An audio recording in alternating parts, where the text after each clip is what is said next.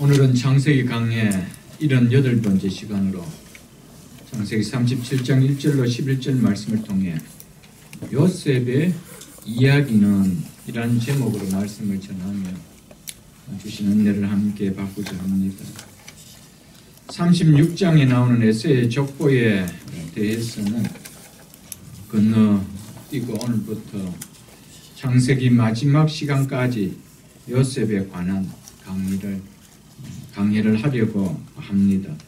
오늘 본문인 창세기 37장부터 마지막 장인 50장까지는 요셉의 생애에 대한 이야기입니다. 창세기 기자 모세는 요셉의 이야기를 믿음의 조상 아브라함의 이야기만큼이나 중요하게 다루고 있습니다. 이는 요셉을 다루고 있는 성경의 분량을 보면 알 수가 있습니다. 아브라함을 다룬 분량만큼이나 요셉도 같은 분량을 다루고 있습니다. 아브라함은 16장의 성경을 기록하고 있고요. 요셉은 10장, 그러니까 13챕터를 기록하고 있습니다. 그러나 실질적으로 페이지의 분량으로 본다면 요셉이 아브라함보다 더 많이 분량을 차지하고 있음을 우리가 볼 수 있을 것입니다. 이렇게 요셉에 대해서 믿음의 조상 아브라함보다도 더 많은 분량을 성경은 할애하고 있다는 것은 구속사에 요셉이 얼마나 중요한 부분을 차지하고 있는지를 우리에게 말해주고 있다라고 우리는 느낄 수가 있을 것입니다.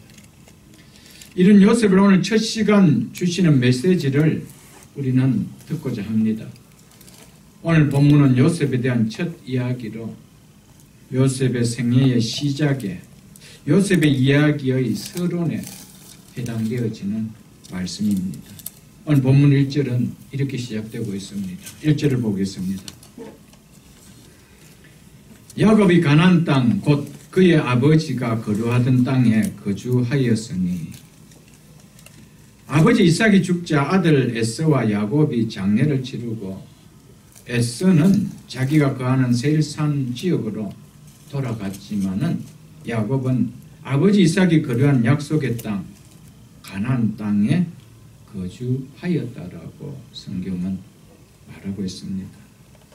이는 에서가 아닌 야곱이 장자의 명분을 가진 언약의 상속자임을 성경은 말해주고 있는 것입니다.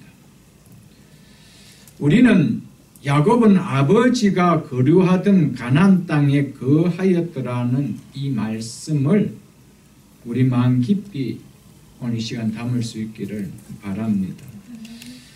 우리의 자녀들이 우리가 떠나더라도 동일하게 언약의 공동체인 교회에 거하는 신앙이 될 수 있도록 양육해야 한다는 것이죠.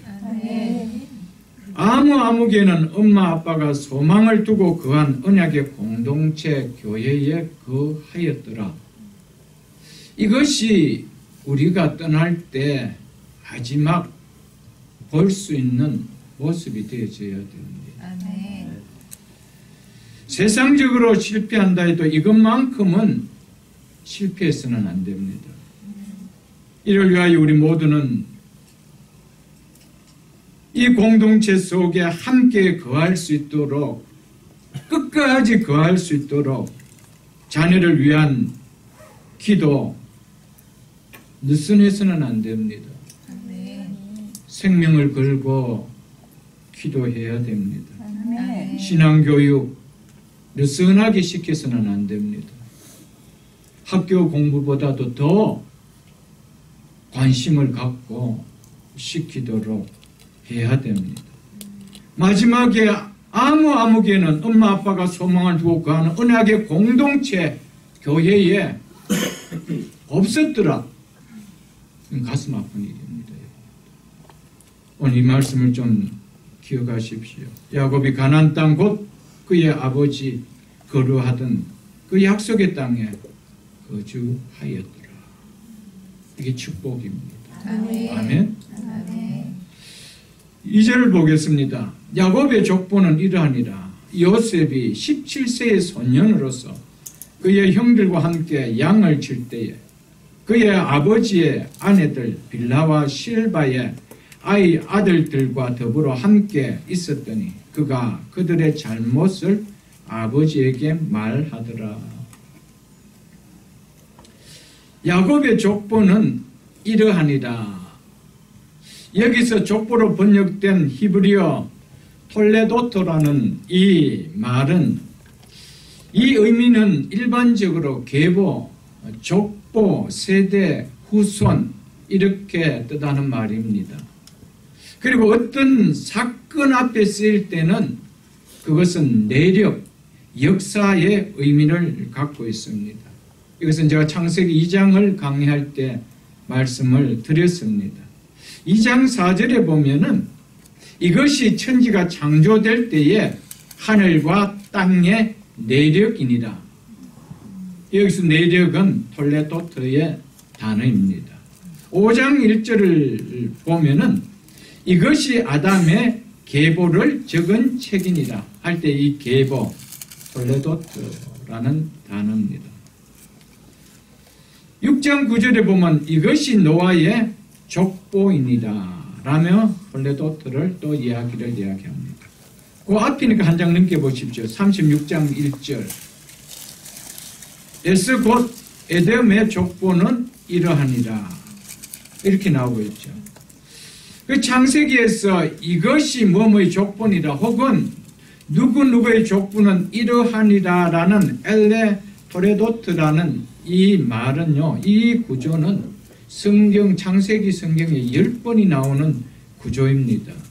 이 표현은 일반적으로 앞에 이야기가 이제 마치고 새로운 이야기가 전개되고 있음을 나타낼 때 흔히 쓰는 히브리인들의 관용적인 표현입니다.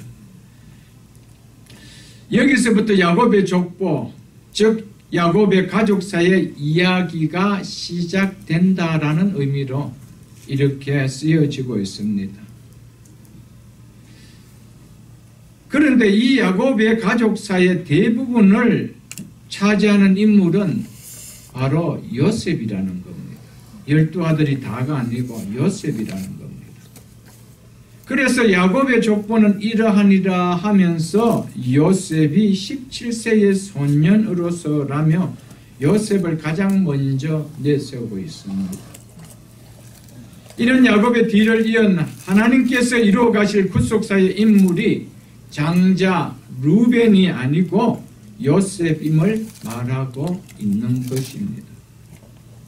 즉 야곱에게 약속한 언약과 축복이 요셉을 통해서 이루어 가실 것이라는 뜻으로 이렇게 나타내고 있습니다. 그래서 이 요셉을 중심으로 앞으로 이야기가 전개될 것임을 이 본문은 이렇게 시작하고 있다는 것이죠. 요셉이 17세 소년으로서 요셉의 이야기는 이 나이로부터 지금 시작되고 있다라고 성경은 기록하고 있습니다. 이는 야곱이 아버지 이삭이 계신 헤브론에 도착한 그 다음에 일어난 일이라고 말하는 것입니다. 야곱은 헤브론에 와서 양을 칠 때에 요셉을 라헬과 감정이 좋지 않는 레아가 아닌 빌라와 실바 그의 아들들 즉 단과 납달리 갓 아셀과 함께 양을 치도록 했습니다. 이들의 형제들과 함께한 요셉은 아버지의 시선이 닿지 않는 양떼를 치는 곳에서 일어난 형들의 잘못을 아버지께 고했다라고 오늘 성경은 요셉에 대해서 첫 번째 이야기를 이렇게 시작하고 있습니다. 여기에서 잘못이라는 히브리어 라라는 이 단어는 악한 행실, 악한 짓을 이야기합니다. 그러니까 형들의 악한 행실, 나쁜 짓을 아버지께 고했다 이 말입니다. 성경은 요셉에 대해 이야기를 하면서 쓸 말도 많을 텐데 시작할 때 참 멋진 말로 시작할 수 있을 텐데 그럼에도 불구하고 첫 번째 한 말이 요셉은 형들의 잘못을 아버지께 고하는 자라. 이렇게 요셉에 대해서 이야기하고 있습니다. 이것은 요셉의 특징을 한마디로 요약해서 지금 앞으로 전개될 요셉을 나타내고자 하는 것이죠. 모세는 하나님의 언약을 이루어갈 인물로 요셉에 대해 이렇게 말을 할 때 요셉의 어떠함을 나타내고자 한 것을 우리는 알 수 있어야 됩니다. 무엇을 나타내고자 이렇게 했을까요? 아무런 의미 없이 창세기 기자 모세는 이렇게 쓰지 않았습니다. 고잘질쟁이 요셉으로 이렇게 비치기 위해서 형의 잘못들을 요셉은 아버지께 고했더라. 이런 의미로 썼을까? 별로 성품이 나이스하지 못한 요셉을 이야기하면서 요셉에 대한 이야기를 끌고 가고자 이렇게 했을까? 아니면 악한 짓을 행하는 형들과 다른 의로운 요셉, 구별된 요셉이라는 것을 느끼기 위해서, 느껴지도록 하기 위해서 무엇은 이렇게 썼을까? 여러분 어느 쪽으로 받아들여지십니까? 어느 쪽으로 느껴지느냐에 따라 이 본문을 내가 받아들이는 것이 너무 다르게 느껴질 수밖에 없다는 것입니다. 여러분 각자는 이것을 어떻게 받아들일까? 이 말씀을 보면서 요셉은 고잘질쟁이네. 아주 나이스하지 못한 성품이네. 이렇게 여러분들 어때요? 성경 읽을 때 우리에게 뭔가 이 부분이 와닿는 부분이 있을 것입니다. 아마 대부분 전자로 받아들였을 것입니다. 처음 시작은 요셉이 별로 나이스하지 않았구나. 고자질하는 조금 요 정도의 성품밖에 아니구나. 아마 이렇게 느껴졌을 것입니다. 뒤에 요셉이 애굽의 노예로 팔려가서 보디발의 집에서 주인 아내에게 보인 모습을 보면 요셉은 결코 나이스하지 못한 성품의 소유자가 아니라는 것을 우리는 금방 알 수 있을 것입니다. 결코 악한 행동을 하지 못하는 의로운 성품자인 것을 우리는 금방 알 수가 있을 것입니다. 만일 고자질이나 하는 별로 나이스하지 못한 성품의 요셉으로 느껴졌다라면 그럼에도 불구하고 이런 요셉을 하나님께서 들어쓰는 쓰임받게 하셨다. 혹은 이런 요셉이지만 꿈을 가진 인생에게 하나님께서 놀라게 사용하셨다. 라고 우리는 그런 쪽으로 이 본문을 쉽게 받아들일 수가 아마 있게 되어집니다. 그러나 후자로 요셉은 형들과 구별된 의로운 자의 성품이라면 오늘 본문을 대하는 요셉의 이야기는 다른 각도로 우리는 느껴질 것입니다. 37장은 요셉을 다루면서 요셉을 17세로 나타내고 시작하고 있는 것은 그가 아직 분별력이 미숙하여 행동이 좀 지혜롭지 못했다. 그래서 문제를 만들 수 있었다는 것을 나타내기 위해서라. 우리는 그렇게 볼 수가 혹 있을 것입니다. 그러나 그보다는 감수성이 예민한 나이임에도 불구하고 악을 멀리하고 의로운 자의 모습으로 자라났다는 것, 이것을 성경 기자는 나타내고 싶었다는 것이죠. 뒤에 가서 집중적으로 설명드리겠지만은 성경은 요셉을 통해 죄인을 구원하시고 장차 만국을 다스릴 예수 그리스도를 나타내는 예표로 모형으로 드러내고 있습니다.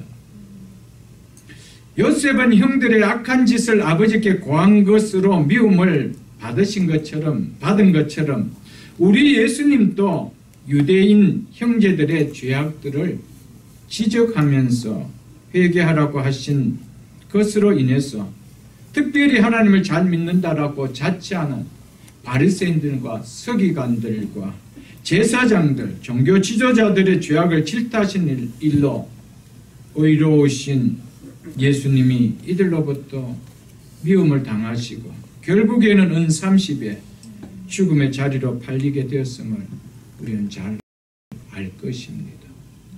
요셉은 결국 형의 미움을 받아서 어려운 잠에도 불구하고 달려가는 이 모습, 예수님을 예표해 주는 모습이라는 것이죠.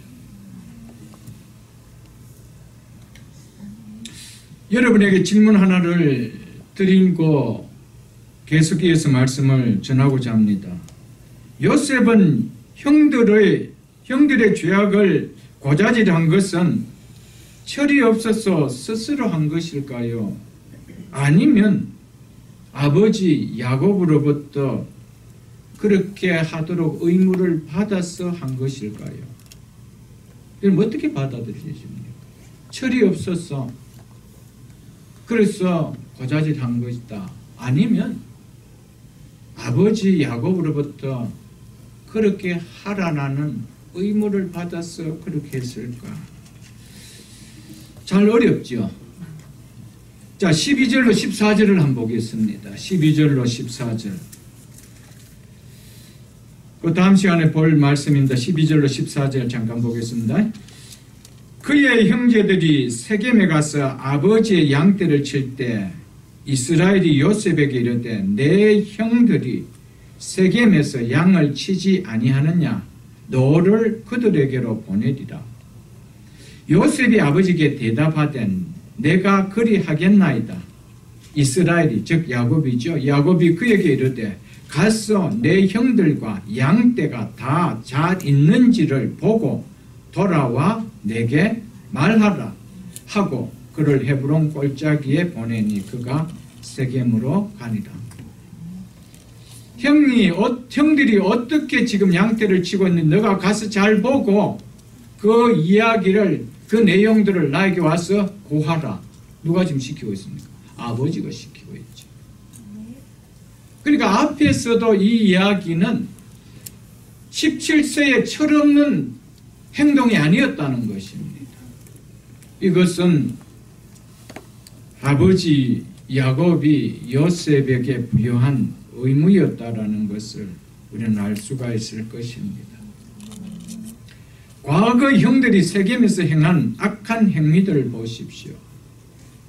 그리고 다음 시간에 보게 되면 알겠지만 동생 요셉을 이국 땅의 노예로 팔고도 조금의 죄책감을 느끼지 않는 이들을 보면 이들은 결코 평범한 사람들이 아니라는 것을 우리가 느낄 수가 있을 것입니다.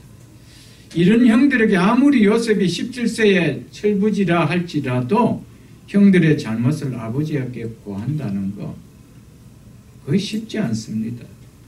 죽을 생명 내놓고 해야 될 일일지도 모릅니다. 그리고 이런 형들의 잘못을 고했다면 그냥 시시콜콜한 내용을 전했을까? 아닙니다. 그래서 악한 집, 악한 행동을 했더라. 성경이 이렇게 이야기하고 있습니다. 자, 이어서 3절을 보면은 조금 더 우리는 알 수가 있을 것입니다. 요셉은 노년에 얻은 아들이므로 이스라엘이 즉 야곱이 여러 아들들보다 그를 더 사랑함으로 그를 위하여 채색 옷을 지었더니 그를 더 사랑함으로 그를 위하여 채색 옷을 지었더니 밑줄 쳐 주시면 좋을 것 같습니다. 요셉은 이 노년에 야곱의 노년에 얻은 자식이라고 이야기하고 있습니다. 이때가 요셉을 야곱이 낳을 때가 야곱의 나이는 91세입니다. 그러니까 노년이라고 이야기하죠. 47장 9절에 보면 야곱이 애굽 바로왕 앞에 섰을 때 130세였다라고 성경은 얘기하고 있습니다. 이때 요셉의 나이가 39세였습니다. 30세에 총리가 되고 7년 풍년과 2해 흉년 때 가족들을 만나거든요. 그러니까 39세였습니다. 그러니까 130에서 39세를 빼면은 91세가 되죠. 그러니까 이 야곱이 요셉을 낳을 때 나이가 91세였다라는 것을 우리는 쉽게 알 수가 있습니다. 그래서 요셉은 노년에 얻은 아들이므로 이렇게 이야기하고 있습니다. 요셉은 이렇게 이 야곱 노년에 놓은 아들이기도 하지만 무엇보다도 야곱이 가장 사랑했던 아내 라헬에게서 태어난 아들이기 때문에 그를 더욱 사랑했습니다. 그리고 그 생모 라헬이 죽고 없기 때문에 요셉에 대한 사랑은 남달랐을 것입니다. 그래서 그를 더 사랑함으로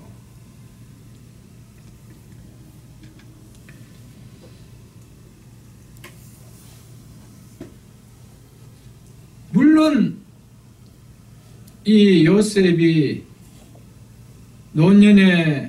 야곱의 노년에 얻어졌고 또 너무나 사랑했던 아내를 통하여 얻은 아들이었고 그리고 그 사랑했던 아내 라헬은 지금 없이 그렇게 의미 없이 크는 아들이었기 때문에 더욱 사랑했던 거 맞습니다.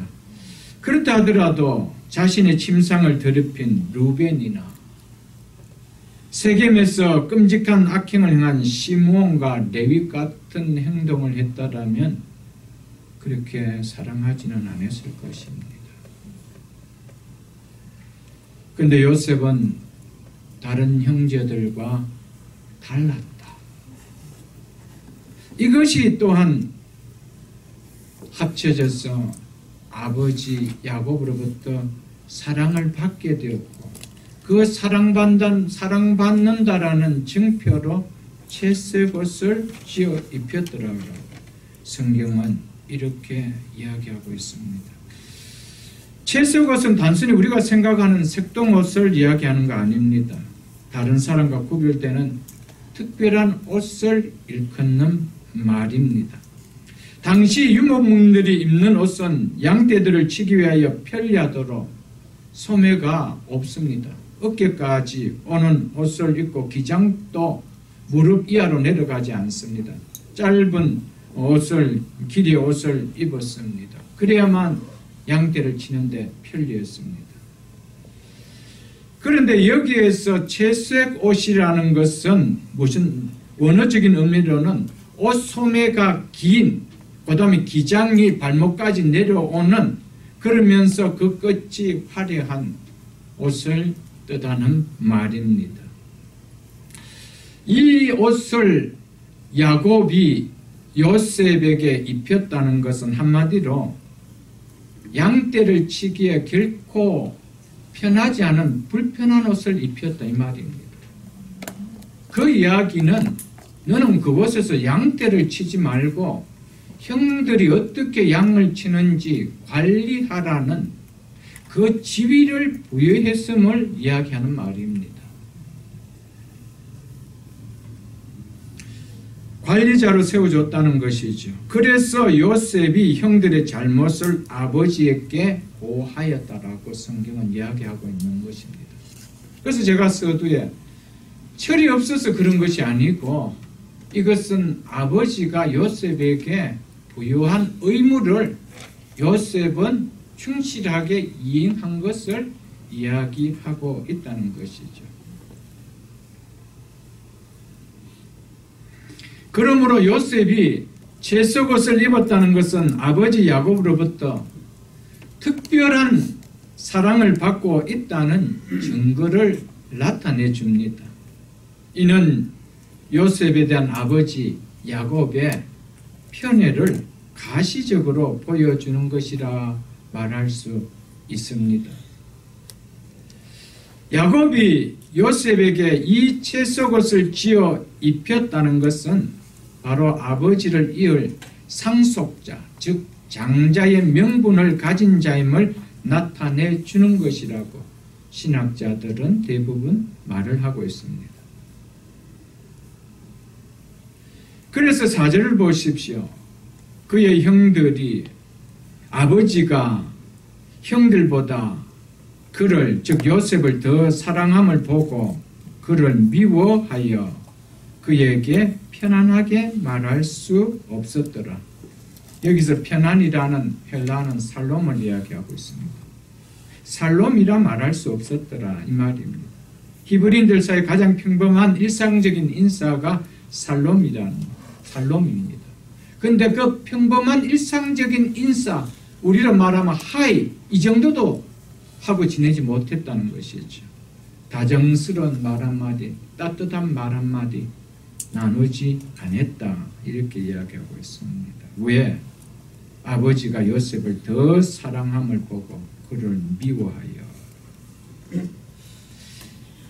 야곱은 요셉에게 상속자임을 드러내는 채색옷을 입게 함으로 요셉에 대한 편애를 공개적으로 드러내버렸습니다.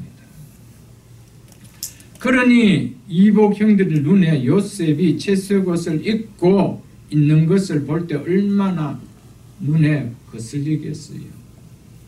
미워하고 싶지 않을 수가 없는 것이죠. 그래서 23절에 보면은 이렇게 이야기하고 있습니다. 요셉이 형들에게 이르되 그의 형들이 요셉의 옷 곧 그가 입은 채색옷을 벗기고 그를 잡아 구덩이에 던지니. 무엇을 벗겼대요? 채색옷. 근데 채색옷이라고 이야기하면서 그 앞에 무슨 옷이라고 이야기합니까? 요셉의 옷이었다 이렇게 이야기하고 있습니다. 요셉은 구별됐다 이 말입니다. 아버지가 장자로 구별해 주었다 이 말입니다.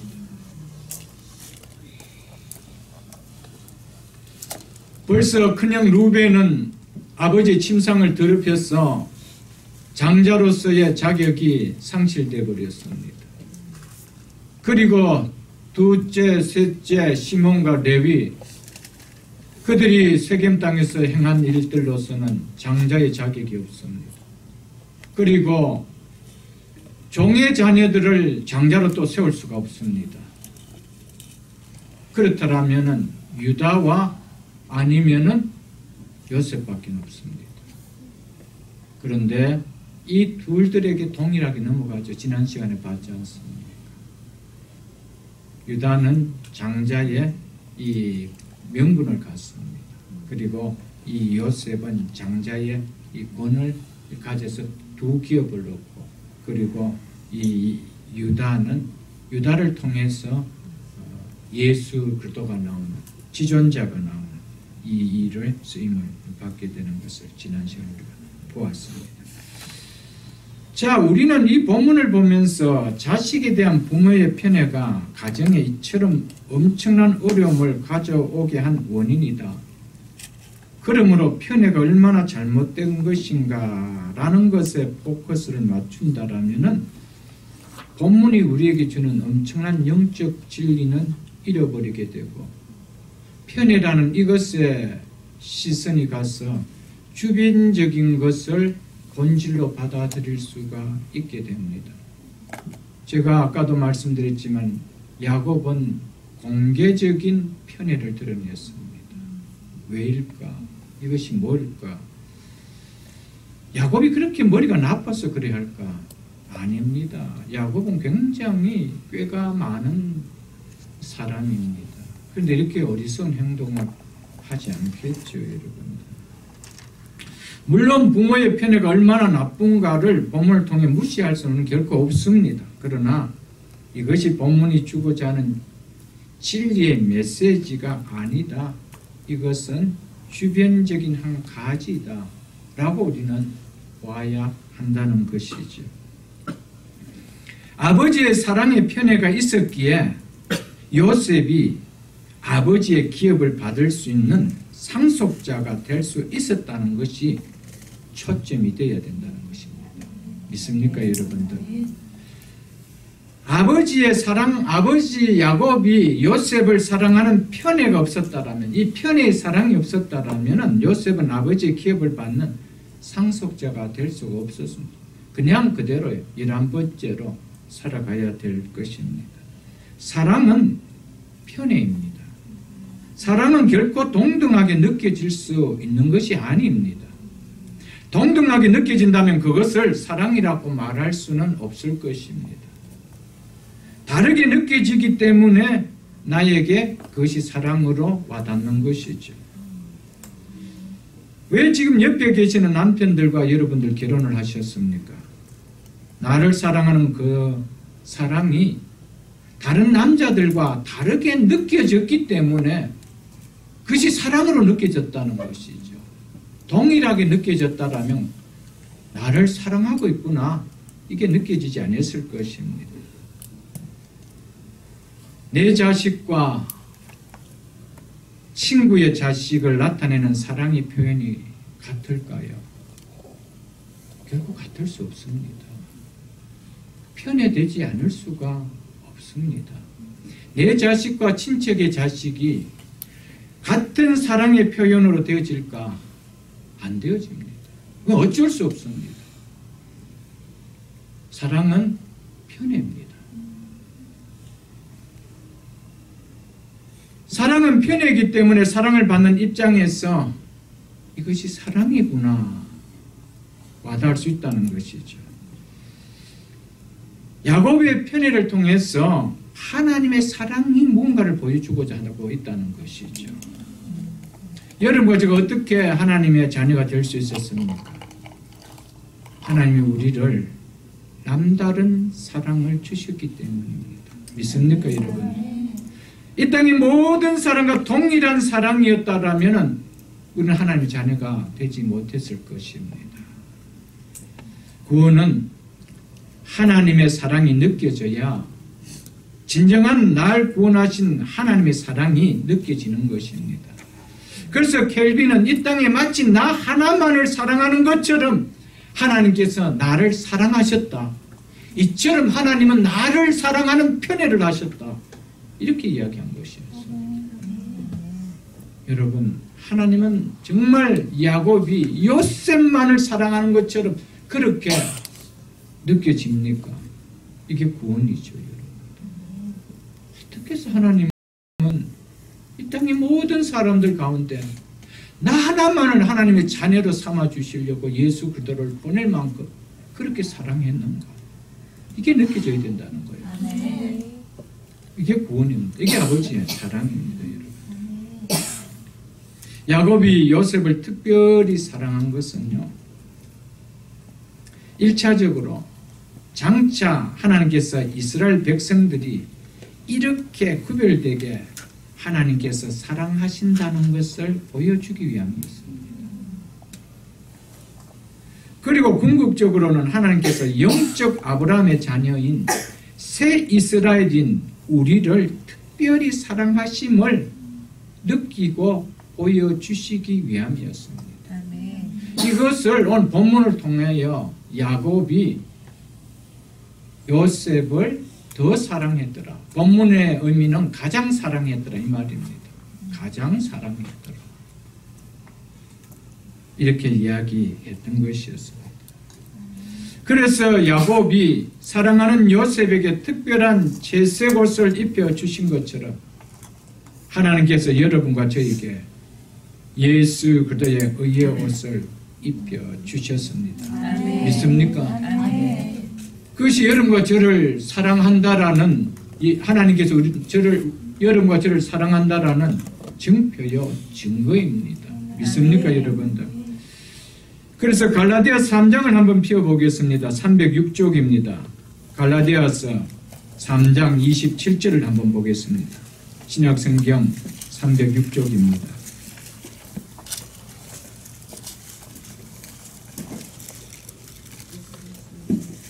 제가 읽어드리겠습니다. 누구든지 그리스도와 합하기 위하여 세례를 받은 자는 그리스도로 옷 입었느니라. 믿습니까? 무엇으로 옷 입었대요? 그리스도로 옷 입었느니라. 너희가 그리스도의 것이면 즉 그리스도께 속한 자이면 이 말입니다. 즉 그리스도로 옷 입은 자이면 이 말입니다. 곧 아브라함의 자손이요 약속대로 유업을 이을 상속자니다. 아멘? 아멘. 믿습니까 여러분? 네. 예수 그리스도의 옷을 입지 않고는 하나님의 나라의 기업을 이어받는 상속자가 될 수 없는 거예요. 그래서 요셉에게 채석옷을 입혀주었다라는 것은 아버지의 상속을 이어받을 장자라는 것이죠. 이것을 보여줬다는 것이죠. 그러니 그들이 미워할 수밖에 없었다는 것이죠.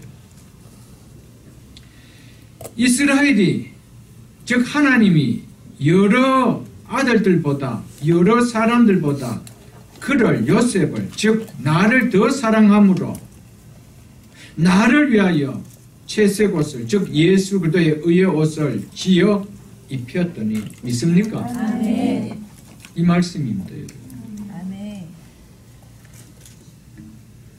이것이 단순하게 요셉의 이야기가 아니고 오늘 야곱이 요셉을 사랑한 것 같이 하나님께서 여러분과 저를 어떻게 사랑하고 있는가, 그래서 어떻게 하나님 나라를 상속으로 물려주는 이 장자로 삼아준 건가, 이것을 보여주고 있는 내용이라는 것이죠. 여러분.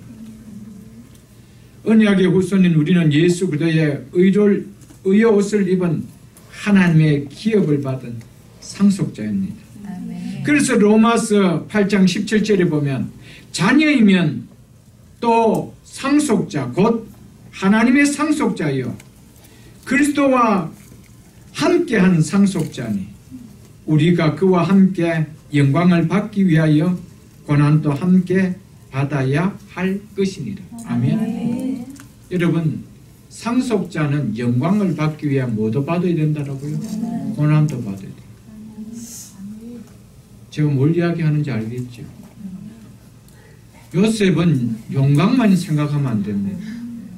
그 영광을 얻기 위하여 그는 엄청난 고난의 길을 갔습니다. 믿으십니까, 여러분? 아멘. 여러분, 우리가 하나님의 상속자라는 것은요, 영원한 기업을 상속을 받은 자라는 것은 하나님의 영광을 누릴 자입니다. 그러나 그 영광을 누리기 위해서 이 땅에 많은 미움과 때로는 억울한 불이익들을 우리는 당하는 고난을 무엇 때문에? 이 상속받았다는 이거 하나 때문에 당할 수밖에 없다라는 것을 우리는 알아야 됩니다. 아멘.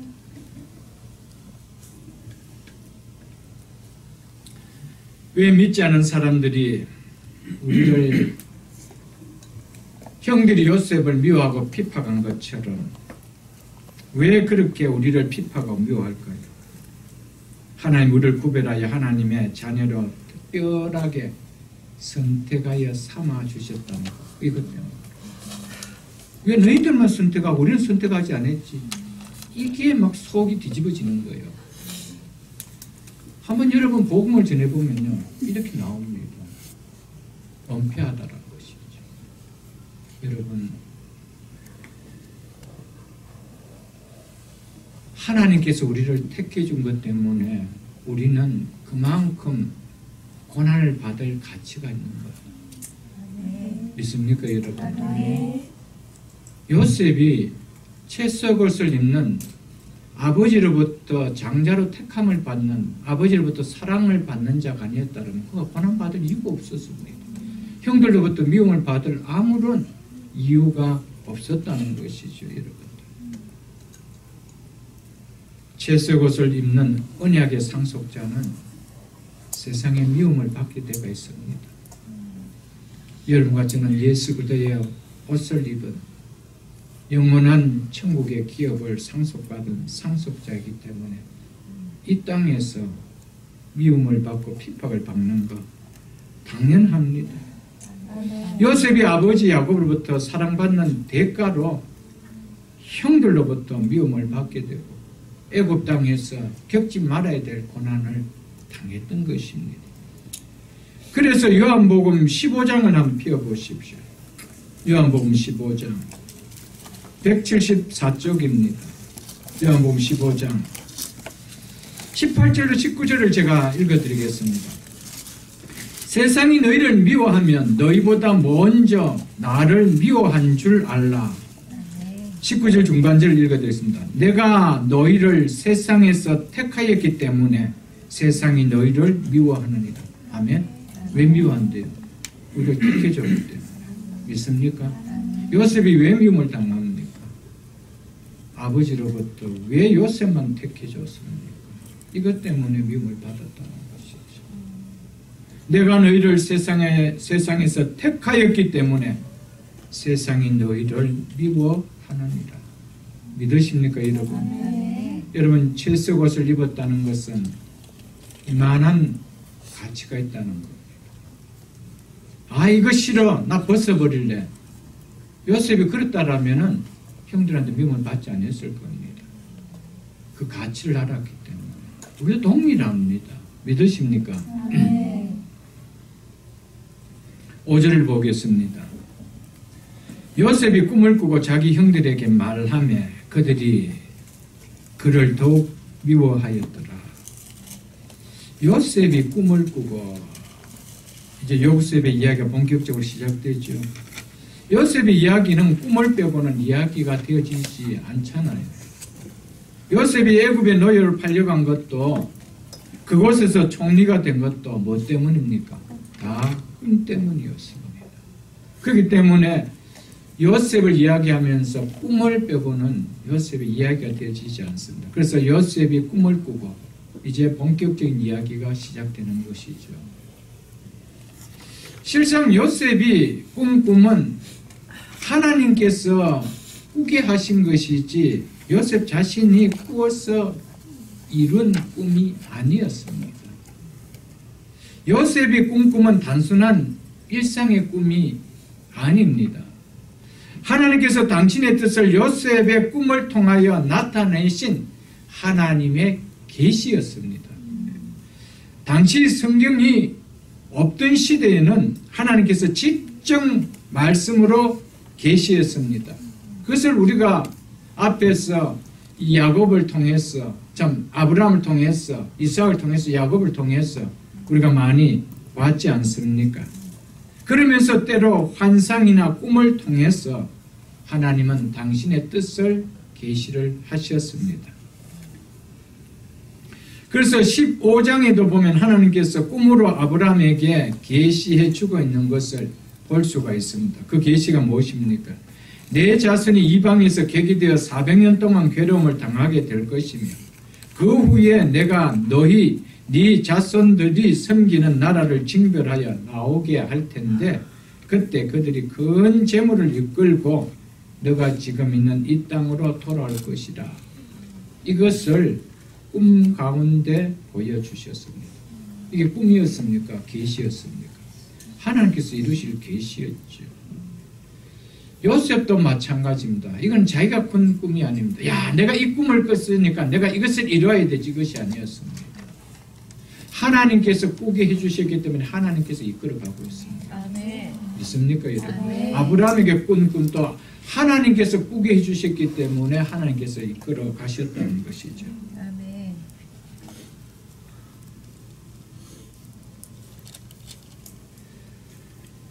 그러므로 요셉이 꾼 꿈은 요셉이 꾼 것이 아니라 하나님이 주신 것이다. 하나님께서 꿈을 통해 요셉을 찾아오신 것이다. 이렇게 우리는 표현할 수가 있습니다. 요셉의 꿈은 하나님의 계시로 보여주신 것이지 개인이 이루고자 했던 야망의 꿈은 아니라는 것을 본문을 통해서 좀 알아야 됩니다. 우리가 알고 있는 것처럼 계시는 가리워진 것을 열어 보이는 것을 뜻합니다.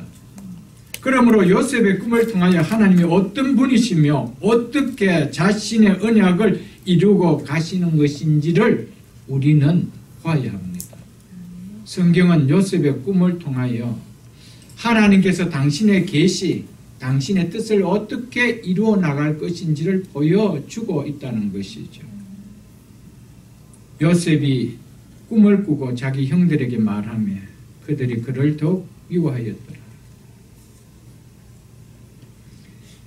요셉이 만일 이 꿈을 꾸지 않았다라면 형들에게 미움을 받았겠습니까? 요셉이 만일 하나님의 계시를 받지 않았다라면 형들로부터 이런 미움을 받고 끝내 애굽 땅으로 팔려가는 일이 있었겠습니까? 없었습니다. 요셉이 결국 애굽으로 팔려간 것은, 노예로 팔려간 것은 꿈 때문이었습니다. 그 꿈 이야기한 것 때문이었습니다. 그래서 그 꿈을 이야기한 것 때문에 요셉의 삶에 지속적인 연속의 고난의 삶을 살게 되죠, 여러분. 18절로 19절 보십시오. 본문 뒤에 요셉이 그들에게 가까이 오기 전에, 형들입니다. 이제 형들에게 찾아가죠. 양떼를 친 형들에게 찾아갔을 때 요셉이 형들에게 가까이 오기 전에 형들이 요셉을 멀리서 보고 죽이기를 꾀하여 서로 이르되 꿈꾸는 자가 오는도다. 꿈꾸는 자가 오는도다. 이게 얼마나 거슬렸으면 꿈꾸는 자가, 야, 우리 가정의 희망이다, 이런 표현이 아니죠. 이 표현으로 우리 가정에 꿈꾸는 자가, 막내가 온다, 이런 표현이 아닙니다. 얼마나 귀에 거슬렸다는 것. 그래서 뭐 하자는 겁니까? 자, 그를 죽여. 꿈을 안고서는 죽지는 않습니다. 죽음의 자리까지 있지요. 한 구덩이에 던지고 우리가 말하기를 악한 짐승이 그를 잡아먹었다 하자. 그의 꿈이 어떻게 되는지를 우리가 볼 것이니라 하는지라. 여러분, 세상 사람들은요, 하나님 말씀이 어떻게 되는가 보자, 이렇게 이야기합니다. 이미 그때는 늦죠. 그대로 이루어집니다. 아멘. 믿습니까? 아멘. 어떻게 되는가 보자. 보자가 아니라 그 앞에 엎드려야 되죠. 그게 사는 길이죠. 그걸 받아들여야 되죠. 이처럼 요셉은 자신이 꿈을 꾸었기 때문에 야곱이 꾼 꿈이, 요셉이 꾼 꿈이 어떤 꿈이기에 이렇게 죽이고 싶을 정도로 형들이 미워했을까? 이제 이것을 우리가 알아야 됩니다.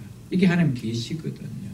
이 결국 하나님의 계시를 가슴에 품고 그것을 선포하고 싶어서 견딜 수 없는 사람은요, 결국 핍박도 당하고 고난도 당합니다. 내가 하나님의 복음을 받고 입을 꽉 다물고 살면 아무 고난 받을 필요가 없습니다. 그 이야기하는 거예요. 요셉이 꿈을 꾸고 자기 혼자만 다 갖고 있었으면 고난 당할 필요도 없어요. 형들부터 핍박 받을 수가 없습니다. 그러나 하나님의 계시를 받고 나면 그럴 수가 없는 거예요. 믿습니까, 여러분들? 자, 6절로 7절 보겠습니다. 요셉이 그들에게 이르되 청하건대 내가 꾼 꿈을 들으시오. 우리가 밭에서 곡식 단을 묶었더니 내 단은 일어서고 당신들의 단은 내 단을 둘러서서 절하더이다. 절하더이다. 여기 줄을 좀 꺼주시고요. 꿈의 내용이 이 내용 때문입니다. 당신들이 내게 둘러서서 내게 절하더라. 이 내용 때문입니다. 우리는 여기서 절하더라는 말에 관심을 좀 가져야 됩니다. 왜 하나님은 요셉에게 꿈을 꾸면서 계시를 하면서 절하더라는 이 계시를 주셨을까? 이게 핵심입니다, 여러분. 이 꿈을 왜 요셉이 형들인 자기들에게 말하는지 그들이 그 꿈을 다 해몽해버립니다. 해몽하기 때문에, 해몽할 수 있었기 때문에 그 꿈 때문에 미워하는 것이죠. 죽이고 정도로 미워하는 겁니다. 어떻게 해몽하는가 보십시오. 8절. 그의 형들이 그에게 요셉에게 이르되 네가 참으로 우리의 왕이 되겠느냐.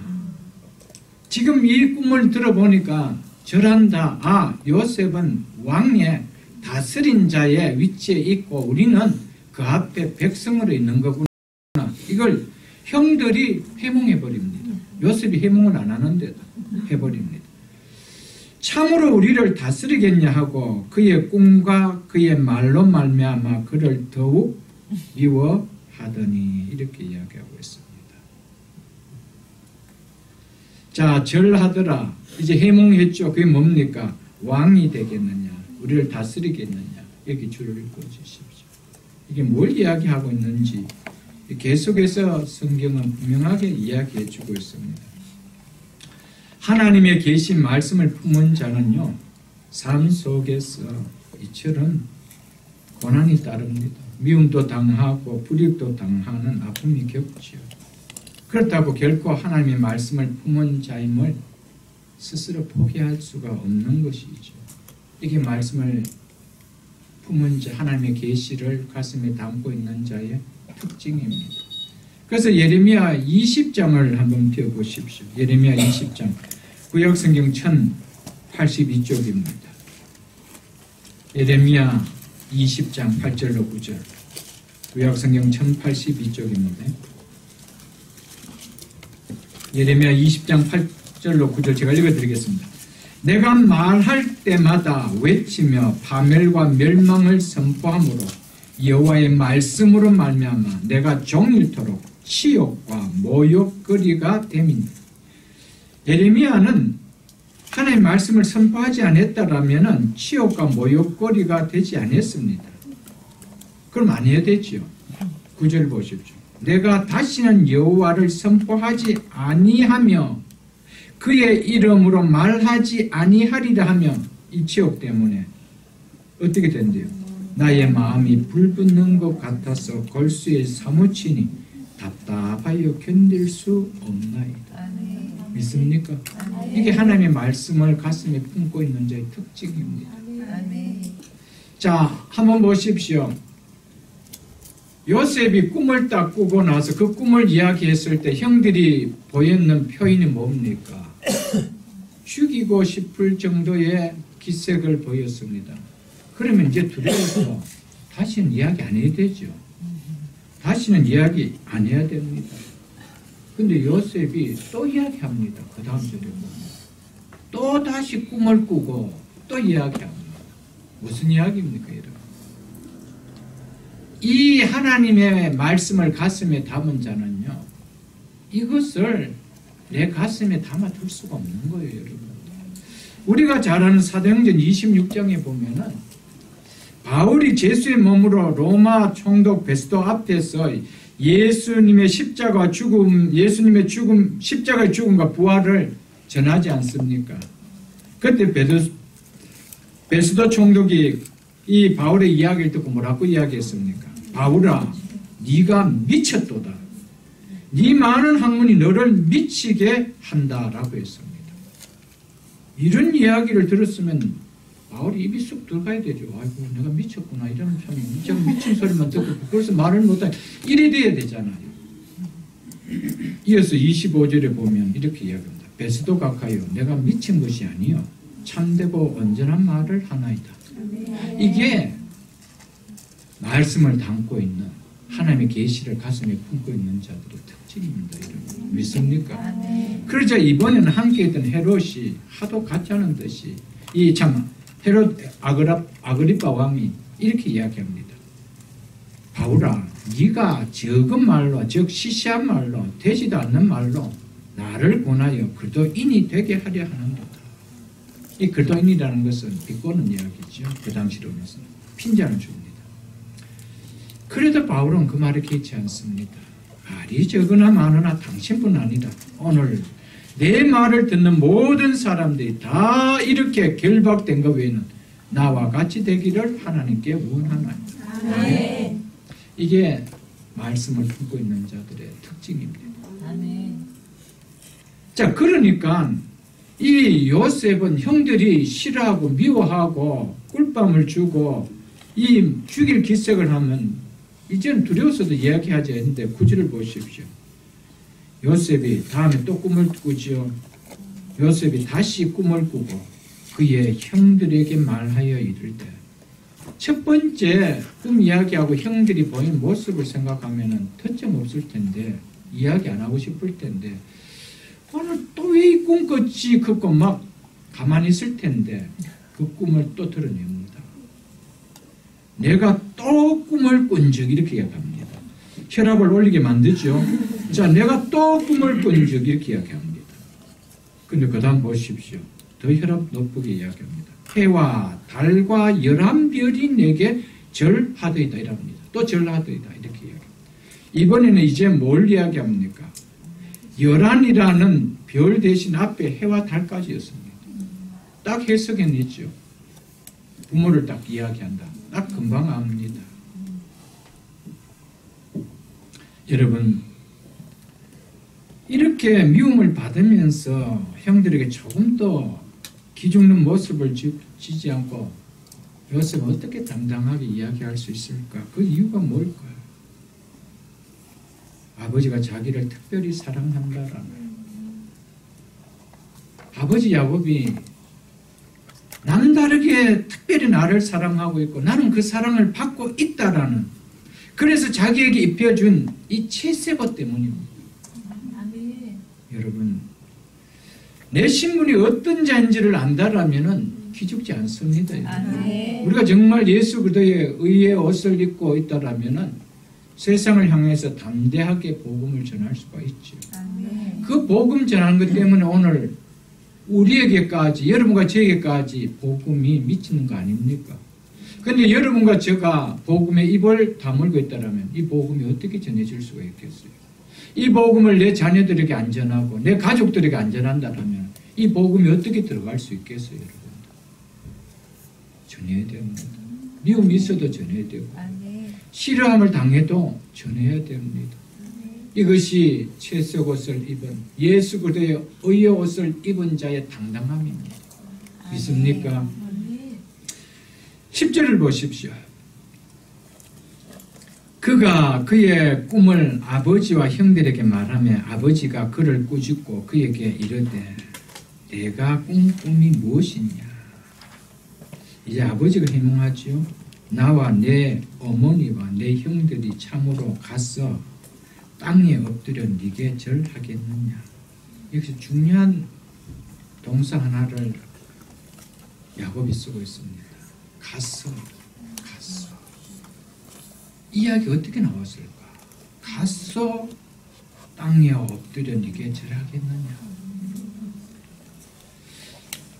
오라는 이야기도 안 했습니다. 어떻게 깨달을 수 있을까? 참 놀랍죠. 계속해서 제가 엎드려 절하더라에 관심을 가져달라고 이야기를 했습니다. 여러분, 결국은 부모까지도 자기에게 절하고 형제들도 절하는 이 절하는, 이게 뭡니까? 요셉이 주가 되겠다 이 말이에요. 요셉이 주가 되는 꿈이라는 것이죠. 요셉이 만국을 다스리는 주가 되겠다는 겁니다. 이 꿈을 하나님께서 꾸게 했다는 것이죠. 만유의 주가 되는 꿈은 누가 가지신 꿈입니까? 예수 그리스도가 가진 꿈입니다. 하나님께서 독생자 예수 그리스도를 이 세상에 만유의 주로 보내신 것입니다. 아멘. 결국 이 꿈은 예수 그리스도가 이렇게 성취되는 것을 나타내는 꿈입니다. 아멘. 그게 하나님의 계시입니다. 그렇기 때문에 하나님의 계시는 반드시 이루어져야 된다는 것이죠. 자, 본문 앞에 창세기 27장을 좀 보도록 하겠습니다. 몇 군데 성경을 제가 좀 찾아보겠습니다. 창세기 27장 28절로 29절을 보겠습니다. 이것은 아버지 이삭이 아들 야곱에게, 이 장자권을 부여받은 야곱에게 축복의 내용이죠. 그 내용 중에 한 부분입니다. 28절 29절 제가 읽어드리겠습니다. 하나님은 하늘의 이슬과 땅의 기름짐이여 풍성한 곡식과 포도주를 네게 주시기를 원하노라. 만민이 너를 섬기고 열국이 네게 굴복하리니 아멘. 만국이 너를 섬기고 열국이 내게 굴복하리니. 지금 야곱은 이제 이 축복받고 쫓겨나갑니다. 그렇죠? 자식 하나 없어. 나도 결혼도 안 했습니다. 그런데 만국이 너를 섬기고 열국이 네게 굴복하리라. 아멘. 자, 이게 무슨 이야기인가? 절한다 이 말이죠. 자, 보십시오. 그 다음에 네가 형제들의 주가 되고 형제들의 복수를 쓰고 있습니다. 형제라고는 에서밖에 없습니다. 형의 주가 되고 합니다. 형제들의 주가 되고 이렇게 합니다. 내 어머니의 아들들이 네게 굴복하며 네 어머니의 아들들 해야 자기하고 형밖에 없습니다. 근데 복수를 쓰면 안 되죠. 그렇죠? 무슨 이야기입니까? 이것은 야곱을 통하여 장차 그 후대 가운데 이것이 이루어질 것을 지금 선포하고 있는 겁니다. 아멘. 하나님의 은혜와 축복을 선포하고 있는 것이죠.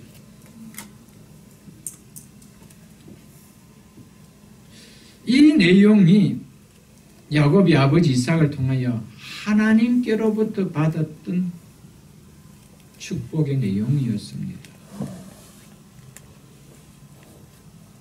이 내용을 보면은, 이 축복의 내용을 보면은 결코 야곱 당대에 이루어질 축복이 아닌 것을 우리가 금방 알 수 있지 않습니까? 이 축복의 내용이 어느 때에 이루어집니까? 요셉 때이죠. 1차적으로 요셉 때 이루어집니다. 요셉이 애굽에 가서 총리가 되어서 형들이 요셉 앞에 엎드려 절합니다. 그러나 이것 또한 성경이 나타내고자 하는 온전한 성취는 아닙니다. 형들이 그리고 열국의 주변에 백성들이 요셉에게 나와서 절합니다. 그것은 장차 예수 그리스도 앞에 모든 백성들이 엎드릴 것의 모형으로 보여주고 있는 것입니다. 아멘. 그러니까 요셉은 누구의 모형이라는 겁니까? 예수 그리스도의 모형이라는 거예요. 요셉을 누가 팝니까? 형들이 파지요. 그런데 그 형들이 요셉에게 엎드리고 요셉의 다스림을 받습니다. 믿습니까? 여러분, 예수님을 누가 팝니까? 예수님을 미워했던 유대 형제들이었습니다. 유대인들이었습니다. 근데 결국 그들이 예수님의 발 앞에 엎드려 굴복하게 된다는 것이죠. 믿으십니까, 여러분? 그러니까 이 야곱을 통하여 이삭을 통해서 야곱에게 축복하신 이 내용은 1차적으로는 누구에게 나타난다는 겁니까? 요셉을 통하여 나타나는데 이 요셉은 누구의 모형이라는 겁니까? 예수 그리스도의 모형이라는 아멘. 그래서 하나님의 계시입니다. 하나님의 계시는 반드시 성취되어진다는 것을 이야기하고 있습니다. 그래서 창세기 49장을 보겠습니다. 49장.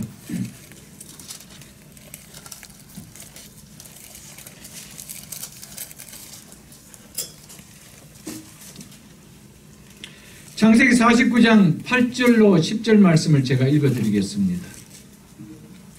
유다야, 이제 마지막 야곱이 12아들, 이제 야곱이 마지막 임종하기 전에 12아들에게 마지막 예언하는, 축복하며 예언하는 장면입니다. 그 중에 이제 넷째 아들 유다에게 축복하는 장면입니다. 유다야, 너는 내 형제의 찬송이 될지어다. 유다라는 이름 자체가 찬송이거든요. 이름 그대로 되겠다 이 말입니다. 이것은 벌써 무슨 이야기입니까? 높임을 받겠다 이 말 아닙니까? 너는 내 형제들보다 높임을 받는 자가 될 거다. 이렇게 이야기합니다. 보십시오. 네 손이 네 원수의 목을 잡을 것이요. 네 손이 네 원수의 목을 잡을 것이요. 목을 잡는다는 것은 힘을 못 쓰도록 한다는 겁니다.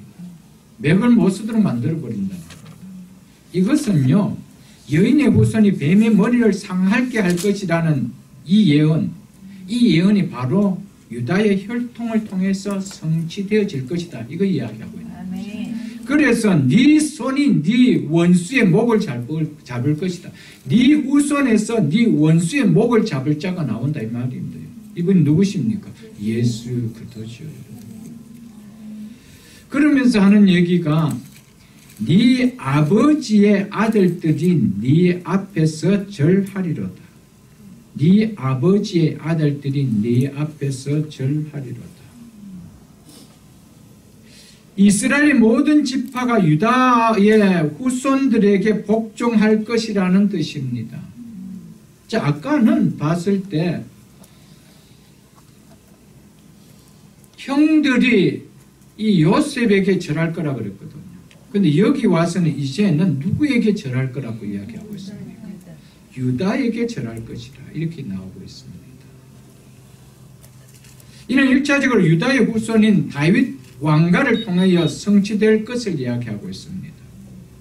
그러니까 이스라엘 모든 백성들은 다윗 왕에게 절을 하게 된다는 것이죠. 그러니까 지존자가 누구에게서 나온다는 겁니까? 유다에서 나온다. 유다에서 나온다. 그 이야기합니다. 이것은 궁극적으로 왕으로 오시는 유다의 후손인 예수 그리스도를 통해서 이 예언이 성취될 것을 이야기합니다. 네 아버지의 아들들이 네 앞에 절하리라. 이것은 예수 그리스도 앞에 절하는 것을 이야기하고 있는 것입니다. 자, 이 내용을 본문을 좀 잡고 한번 보십시오. 언제 이루어지는가 한번 볼게요. 빌립보서 2장을 여러분 한번 펴보십시오. 빌립보서 2장. 빌립보서 2장 9절로 11절 제가 읽어드리겠습니다. 319쪽입니다. 빌립보서 2장 9절로 11절까지입니다. 이러므로 하나님이 그를 예수 그리스도지요. 예수 그리스도를 지극히 높여 모든 이름 위에 뛰어난 이름을 주사 하늘에 있는 자들과 땅에 있는 자들과 땅 아래에 있는 자들로 모든 무릎을 예수의 이름에 꿇게 하시고 모든 이름으로 예수 그리스도를 주라 시인하여 하나님 아버지께 영광을 돌리게 하셨느니라. 아멘.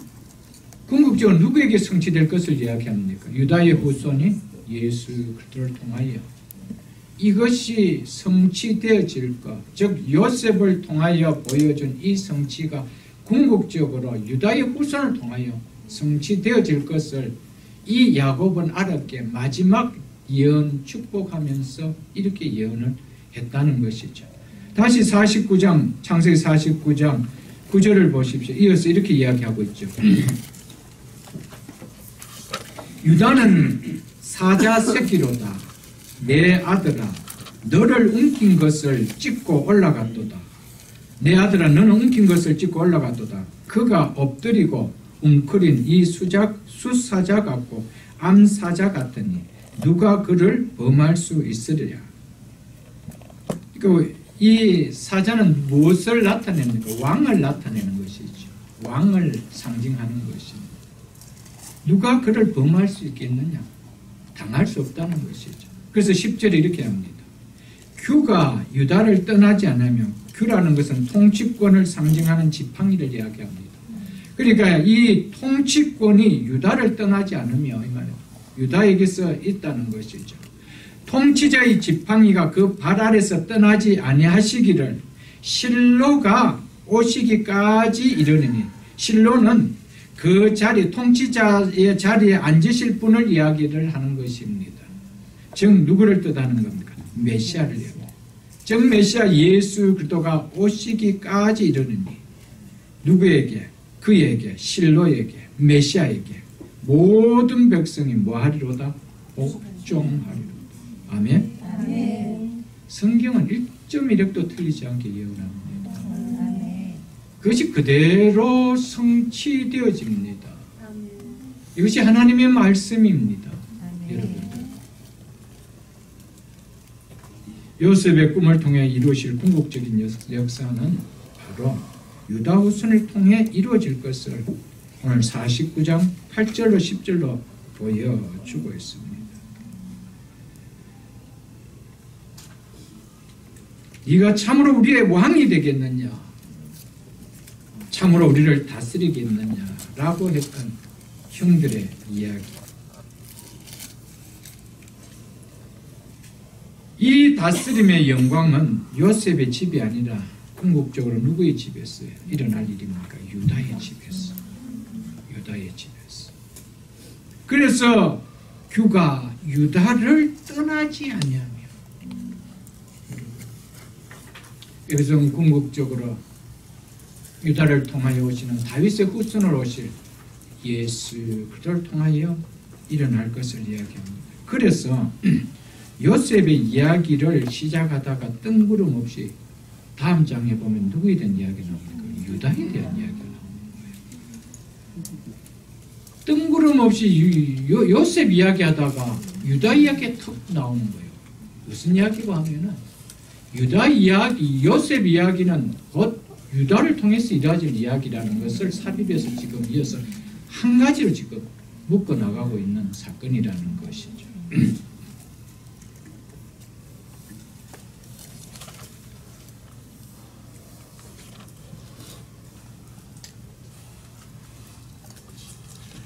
그러므로 요셉이 꾼 이 꿈은 유다의 후손으로 오시는 메시아, 즉 예수 그리스도 안에서 이루어질 것에 관한 계시임을 우리는 성경을 통하여 볼 수 있어야 됩니다. 이것이 오늘 요셉을 통하여 요셉의 이야기는이라고 하면서 우리에게 영적으로 구속사적으로 보여지는 본질적 메시지입니다. 아멘.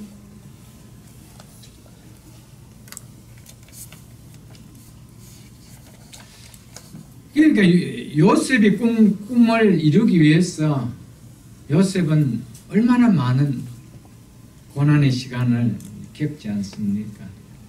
이것은 마치 예수님께서 당신의 뜻을, 아버지 뜻을 이루기 위해서 당하신 고난을 그대로 우리에게 보여주고 있는 것입니다. 그래서 신학자들은 요셉을 예수 그리스도의 모형이라, 예표라 그렇게 이야기하고 있습니다. 한번 보십시오. 무지한 요셉이 악한 형들에게 형제의 배신을 당하고 은 20에 팔려가는 모습, 예수님의 모습과 너무 닮지 않습니까? 요셉은 자신이 잘못도 없는데도 감옥에 들어가야 되는, 예수님은 잘못이 없었는데도 불구하고 심판을 당하시고 십자가를 지셔야 되는 이 모습. 그리고 요셉이 감옥 안에 들어가서 이 고관들의 이 한 사람은 살고 한 사람은 죽는 역할을 감당하는 이 모습. 예수님이 십자가에 지시면서 한편 강도와 한편 강도의 구원과 멸망의 사건, 너무나 닮은 사건이라는 것이죠. 그래서 요셉은 예수 그리스도의 모형이다, 이렇게 보여주고 있습니다. 예수님께서 무덤에서 영원히 갇히지 아니하시고 부활하셔서 우리를 다스린 왕이 되신 것처럼 요셉은 애굽에 팔려간 그 순간 가족들에게는 죽은 자였습니다. 없었던 자였습니다.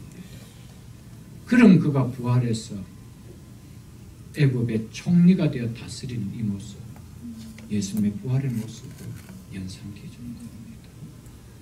그러니까 궁극적으로 요셉의 이야기는 누구의 이야기입니까? 예수 그리스도의 이야기다. 이것을 성경은 이야기하고 있다는 것이죠. 요셉의 이야기를 보면서 이 하나님의 계시가 놀랍다, 정말 놀랍구나, 여기에 우리가 은혜가 있어야 되지, 단순한 한 요셉의 인물편이 아니라는 것이죠.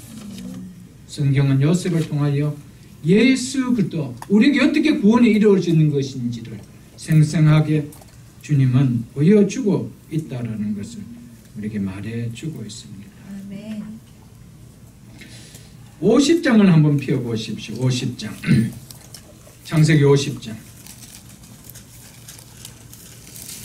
요셉의 이야기를 하면서 어떻게 마무리 짓고 있는지를 보십시오. 요셉의 이야기를 하면서 어떻게 성경을 마무리하고 있는지. 50장 20절. 당신들은 나를 헤아려 하였으나 하나님이 그것을 선으로 바꾸사 오늘과 같이 많은 백성의 생명을 구원하게 하시려 하셨나이다. 아멘. 유대인들이 결국 예수님을 십자가에 죽이셨습니다. 못 박아 해하셨습니다. 그런데 하나님께서는 예수 그리스도를 살리셨습니다. 그래서 많은 자들을 살리는 무엇을 행하셨습니까? 생명을 주는 일을 행했다는 것이죠. 형들이 나를 죽이려고 애굽 땅에 팔았지만은 하나님께서 나를 살리셔. 기근에 죽을 수밖에 없는 형제들의 식구들을 내가 살리겠다는 그 이야기하는 겁니다. 이것은 궁극적으로 예수 그리스도에 대한 예표입니다. 예수 그리스도를 십자가에 못 박았지만 결국 예수님은 그 십자가에 못 박힘을 통해서 십자가에 못 박은 이 원수된 죄인들을 살리는 일을 행하셨다는 것이죠. 아멘. 믿으십니까? 아멘. 이게 요셉의 이야기입니다. 마지막 11절 보고 말씀을 맺겠습니다. 그의 형들은 시기하되 그의 아버지는 그 말을 간직해 두었더라. 아멘. 아멘. 어떻게 요셉은, 어떻게 참 야곱은 17세 소년의 철부지 없는 말을 그 말로 받지 않고 그 말을 가슴에 담아두었다고 할까요? 그것은 요셉이 아버지 야곱에게 어떤 모습을 보이며 지금까지 생활했는가를 단편적으로 이야기해 주는 겁니다. 제 이야기는 믿을 만한 이야기라는 것이죠. 함부로 할 이야기가 아니라는 것이죠. 그 다음 두 번째는요, 하나님께서 요셉을 통하여 꿈에 주셨던 사건들이 있었습니다. 사닥다리 사건이 있었지요. 그 사건들이 그대로 일어나는 것을, 이루어지는 것을 봤기 때문에 요셉의 이야기를 섣불리 그렇게 받아들이지 않았다는 겁니다. 여러분, 하나님의 말씀을 깨닫는 사람은요, 하나님의 말씀을 가벼이 여기지 않습니다. 믿으십니까, 여러분? 그 말씀을 가슴에 받아들이지만요, 하나님의 말씀을 깨달아 보지 못한 사람은 누가 강단에 서서 그 말씀을 전하든지 별로 개의치 않습니다. 이 자리에 사도 바울이 선다 하더라도 그거 별로 개의치 않습니다. 베스도처럼, 헤롯 아그리빠 왕처럼 그렇게 행하지. 여러분, 그러나 말씀을 아는 자들은 아무리 어린아이 같은 종이 선다 하더라도 그 말씀을 가슴에 담는다는 것이죠. 아멘. 그의 형들은 시기하되 그의 아버지는 그의 말을 간직해 두었더라. 이것이 믿음을 가진 자와 믿음이 없는 자의 차이를 우리에게 보여주고 있습니다. 여러분, 믿음 있는 자는 생명의 말씀을 가슴에 담습니다. 이름과 저가 야곱처럼 어린아이가 하나님의 말씀을 선포한다 하더라도 그 말씀을 가슴에 담을 수 있는 그런 자세가 되는 여러분과 저가 될 수 있기를 축복합니다. 이제 말씀을 맺겠습니다. 오늘 요셉의 첫 이야기를 하면서 요셉의 이야기는 이라는 제목으로 요셉을 통하여 우리에게 주고자 하시는 진리의 메시지가 무엇인지를 보았습니다. 오늘 이 요셉의 이야기를 통하여 여러분과 제가 깨달아야 될 것은 하나님의 말씀은 1.1획도 틀림이 없는 정확무한, 나는 전능한 하나님이라고 하신 전능한 하나님이 우리의 구원을 이끌고 가시구나, 이 사실이 가슴 속에 누려지는 우리 모두가 다 될 수 있기를 주의 이름으로 축복합니다. 주신 말씀 생각합니다.